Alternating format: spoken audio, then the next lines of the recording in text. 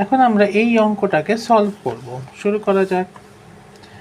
দেখো 49 মানে 7^2 whole x সমান সমান 7^3। 7^2 কি করে? তার কারণ 49কে মৌলিক উৎপাদকে বিশ্লেষণ করলে পরে দেখো দুটো 7 আসছে, তাই এখানে 7^2 হবে।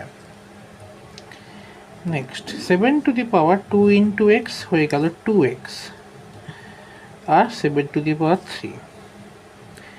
বেস বেস সমান হয়ে গেল, অর্থাৎ 7 এখানেও 7 আছে, তাই ক্যান্সেল হয়ে যাবে। তার মানে 2x সমান সমান 3 আমি বলতে পারি। তাহলে x সমান সমান 3/2। এটাকেও তোমরা উত্তর হিসেবে রাখতে পারো, অথবা এটাকে মিশ্র ভগ্নাংশে নিয়ে নাও। 2কে দিয়ে 3কে ভাগ করো, 2 একে 2, 1 নামলো, তাহলে 1 পূর্ণ 1/2 হয়ে গেল।